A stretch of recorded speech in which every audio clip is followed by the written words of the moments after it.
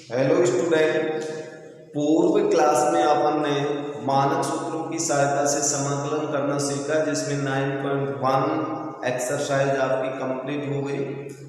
अब अपन आगे दूसरी विधि समाकलन की पढ़ रहे हैं, उसका नाम है प्रतिस्थापन द्वारा समाकलन। प्रतिस्थापन द्वारा समाकलन तब किया जाता है जब हमारे पास मानक सूत्र की सहायता से समाकलन करना असंभव हो, अर्थात मानक सूत्र का प्रयोग करने से समाकलन नहीं होगा। इस स्थिति में हम समाकलन करेंगे प्रतिस्थापन विधि द्वारा, अर्थात इसमें अपन वेरिएबल को अन्य वेरिएबल के अंदर परिवर्तित कर देते हैं। जैसे x बराबर अपन t रख दें तो ये कहलाया प्रतिस्थापन, x के स्थान पे t को रखना। अब इसका हम दोनों पक्षों का अवकलन करते हैं तो dx बराबर dt प्राप्त होगा। अब मान लीजिए कि आपके पास इसका एग्जाम्पल अपन लें, माना कि f(x) से dx किसी फलन का समाकलन किया तो कैपिटल F(x) + c प्राप्त होगा।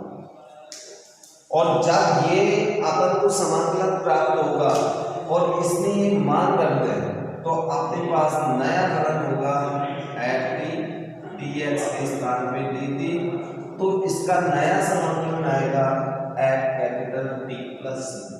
यही प्रतिस्थापन समाकलन कहलाता है। और इसको और अच्छे से समझने के लिए अभी अपन एक्सरसाइज नंबर 9.2 के कुछ एग्जाम्पल्स करते हैं। तो इसमें एग्जाम्पल देखते हैं अपन। यहाँ पर एग्जाम्पल नंबर 9 के दो एग्जाम्पल्स मैंने लिखे हैं, फर्स्ट एंड फोर्थ। फर्स्ट के अंदर है समाकलन cos * log x, cos के आगे एंगल log x के रूप में दे रखा है अपॉन x dx। अब इसका समाकलन अपन मानक सूत्र की सहायता से करें तो अपने पास मानक सूत्र में तो ऐसा कोई सूत्र ही नहीं है जिससे इसका समाकलन हो सके। नहीं, इसमें अपन कोई त्रिकोणमितीय सर्वसमीकरण का प्रयोग कर सकते हैं, अर्थात परिवर्तन भी नहीं कर सकते। इसलिए यहाँ पर थोड़ा सा अपन सोचते हैं, यदि इस log x को यानी cos का जो वेरिएबल है वो log x है, अर्थात इस वेरिएबल को अपन नए चर t के रूप में मान लें, तो यहाँ पर आपको मानना पड़ेगा यही प्रतिस्थापन कहलाता है log x बराबर t, अर्थात log x के स्थान पे t रखना है। अब इसका x के सापेक्ष अवकलन करो दोनों पक्षों का। x के सापेक्ष इसका अवकलन करेंगे तो 1/x आएगा, t का x के सापेक्ष अवकलन करेंगे तो dt/dx आएगा।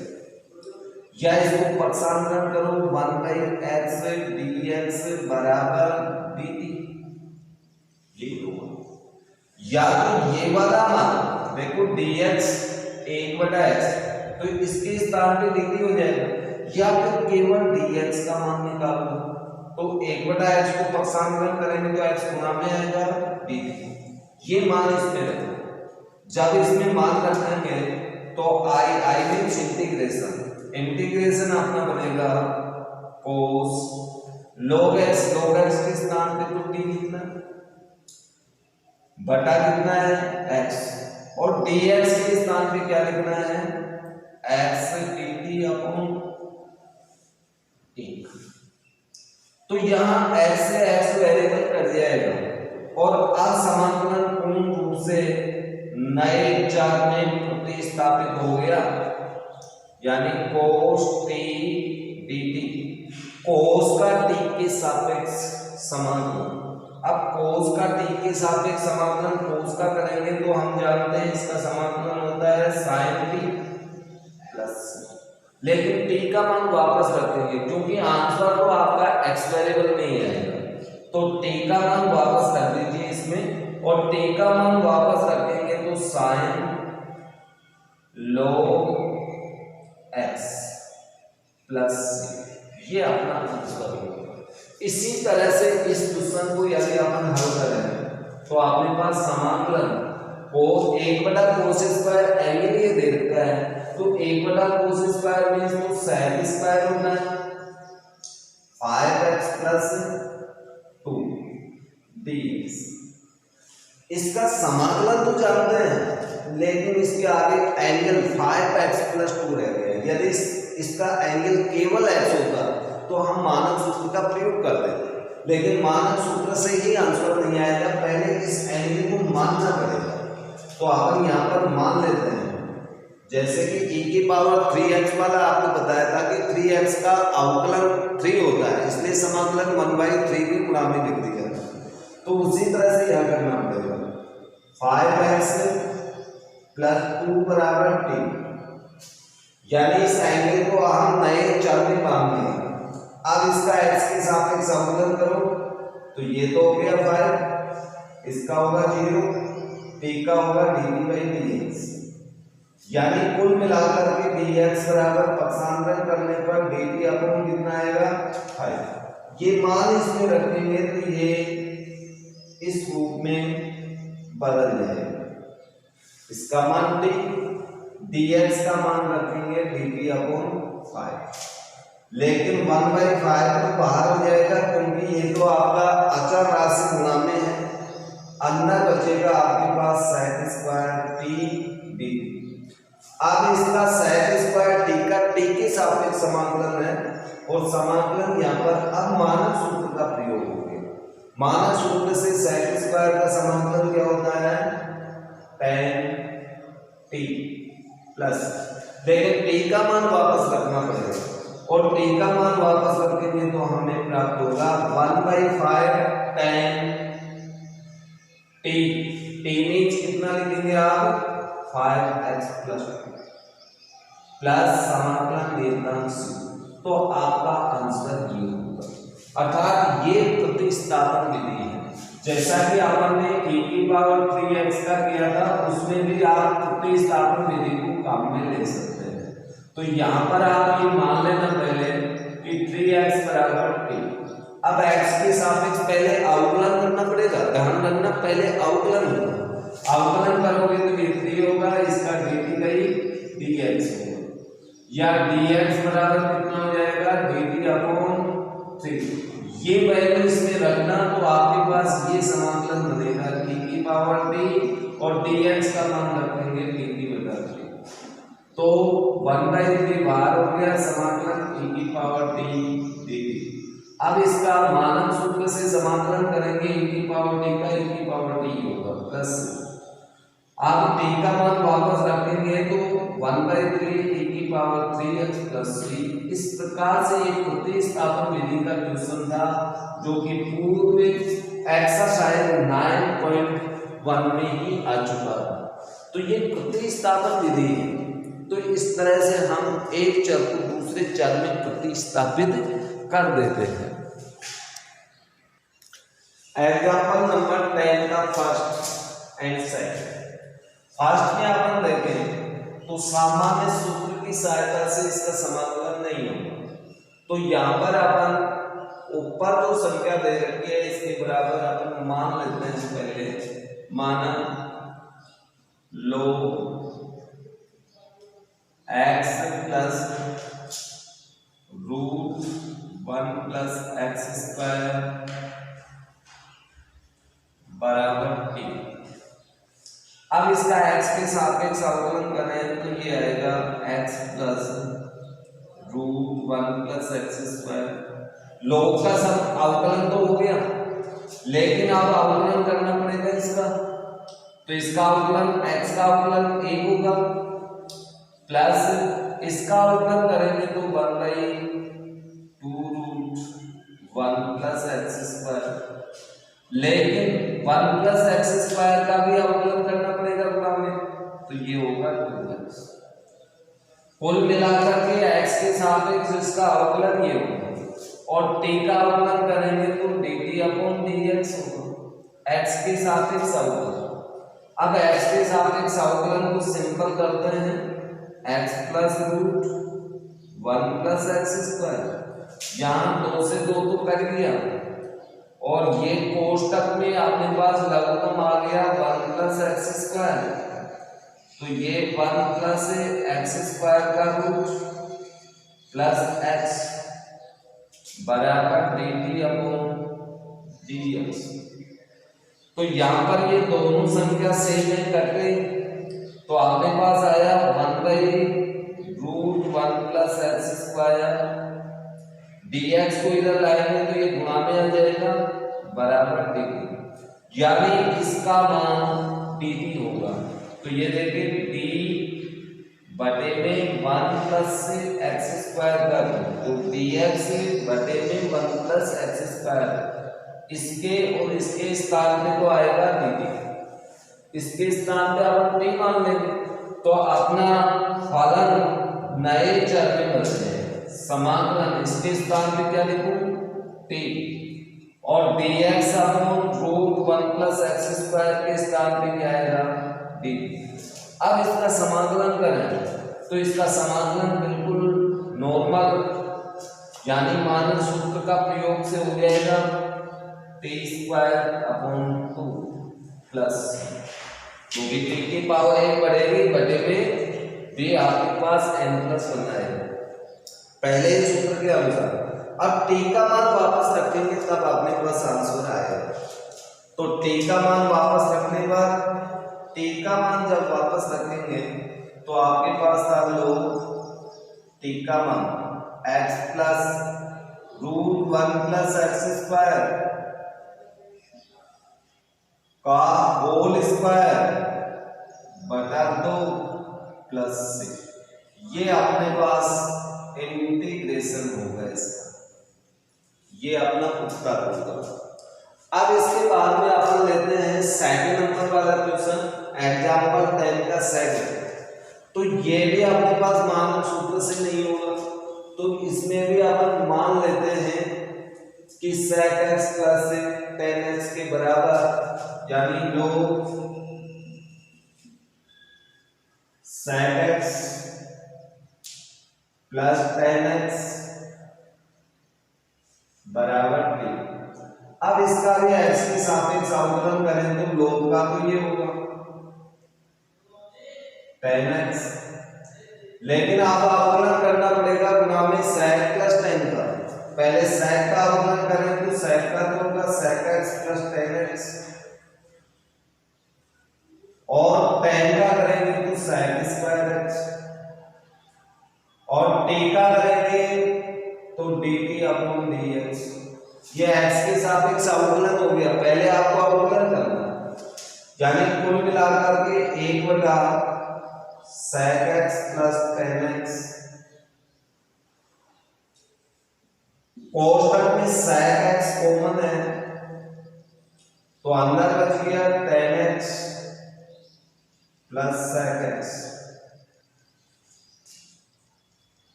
बराबर dt अपॉन dx। तो ये वाली संख्या कट गई, dx को पक्षांतरण करेंगे तो अब ये मान अपन इसके अंदर रख देते हैं, तो अपने पास समाकलन बनेगा sec x into dx, sec x into dx के स्थान पे तो dt आएगा, इसके स्थान पे अपन ने t मान दिया था, तो कुल मिला के t into dt, यानी आप इसका समाकलन करेंगे तो t²/2 प्लस c, और t का मान वापस रखेंगे तो अपने पास इसी रूप में आंसर आएगा, जिस रूप में आपका फलन होगा, जिस वेरिएबल में आपका फंक्शन होगा उसी वेरिएबल में आपका आंसर होगा। तो t का मान वापस रख दीजिए। अब t का मान वापस रखेंगे तो अपने पास आएगा लो sec x plus tan x की होल पावर 2/2 प्लस समाकलन नियम c। तो ये अपना आंसर होगा। एग्जाम्पल नंबर 13 का फर्स्ट क्वेश्चन देखिए, आपके पास cos 3x into cos 4x, लेकिन अपन एक सर्व समीकरण जानते हैं यहाँ पर कि cos a cos b equal 1/2 cos a minus b a plus b plus cos a minus b।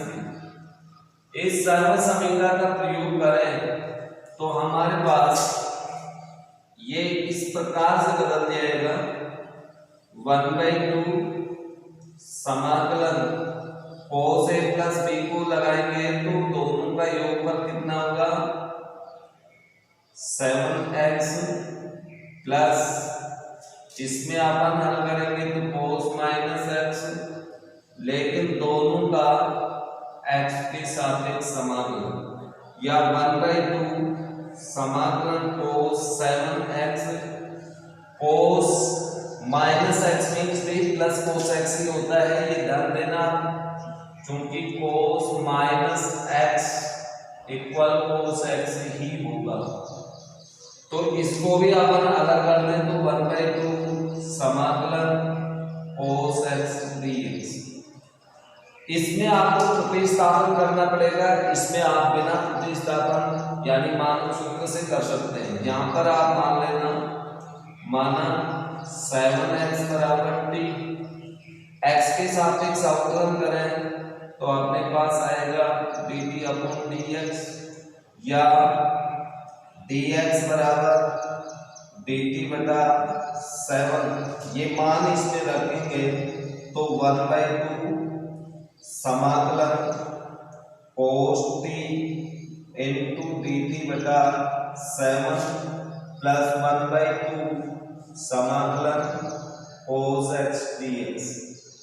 अब इसका समाकलन कीजिए तो बाहर तो 1/14 हो जाएगा, 7 बाहर हो जाएगा, और cos t का समाकलन हम जानते हैं sin t प्लस इसमें 1/2 sin x प्लस c।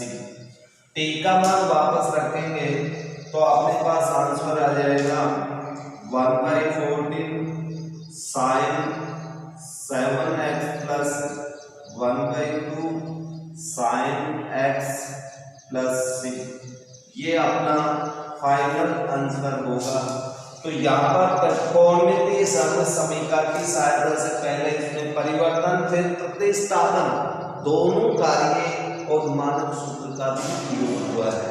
इस तरह से अपन जैसे जैसे अपन आगे बढ़ेंगे थोड़े थोड़े अपने पास क्वेश्चन में वृद्धि होती जाएगी, अर्थात पूर्व में जितने भी सूत्रों का अपन प्रयोग करेंगे वो सारे सूत्रों का प्रयोग इसमें धीरे धीरे करना पड़ेगा। इसलिए डियर स्टूडेंट्स, आप लोग अधिक से अधिक अभ्यास करें, पूर्ण आप ध्यान इधर ही रखें, वीडियो बड़े क्लीन एंड नीट देखें जिससे कि आपको किसी तरह का संशय नहीं हो। अब अपन एग्जाम्पल नंबर 4 को लेते हैं तो फोर्थ नंबर एग्जाम्पल में अपन देखें sin की पावर 4x, कोई सामान्य सूत्र मानक सूत्र तो है नहीं, तो इसे पहले त्रिकोणमितीय सरल समीकरण के रूप में बदलते हैं, sin स्क्वायर x का होल स्क्वायर dx लिख सकते हैं। लेकिन sin स्क्वायर का भी समाकलन नहीं जानते, नहीं तो इसको प्रतिस्थापन से कर लेते हैं। अब अपन sin स्क्वायर के स्थान पे पुनः सरल समीकरण लगाएंगे, क्योंकि अपन जानते हैं 1 - cos 2x अपॉन 2 ये sin स्क्वायर का मान होता है, का होल स्क्वायर इंटू dx, क्योंकि ये सरल समीकरण है। cos 2x बराबर 1 - 2 sin स्क्वायर x, इसे पक्षांतरण करके sin स्क्वायर का मान निकाल लीजिए, cos 2x के रूप में है। तो अब इसका वर्ग खोले अपन, तो वर्ग खोलने पर अपने पास आएगा, तो यहाँ पर इसका भी वर्ग खोलना पड़ेगा, और वर्ग खोलेंगे तो अपने पास आएगा 1/4, 4 को तो बाहर कर देता हूँ, समाकलन 1 का वर्ग 1 होगा minus cos 2 cos 2x plus cos square 2x into dx। लेकिन इन सब पदों को आप अलग अलग कर दीजिए, अलग अलग करेंगे तो 1/4 समाकलन dx माइनस ये अपने पास आ जाएगा 1/4 2 cos 2x प्लस 1/4 dx लगा देना, cos स्क्वायर 2x dx। तो इस प्रकार से अपने पास 3 पद हो गए, जिसमें फर्स्ट पद का समाकलन तो हम जानते हैं 1/4, चलो इधर कर देता हूं मैं 1/4x। अगले को आप करें तो अपने पास 2 बाहर हो जाएगा, समाकलन cos 2x dx। फिर इसके बाद में आपके पास इसमें पुनः साधन समीकरण का प्रयोग करना पड़ेगा, क्योंकि स्क्वायर के रूप में कोई मानक सूत्र। यहाँ पर अपन cos स्क्वायर 2x की सरल समीकरण लगाएंगे तो अपने पास इसमें ये मान आएगा।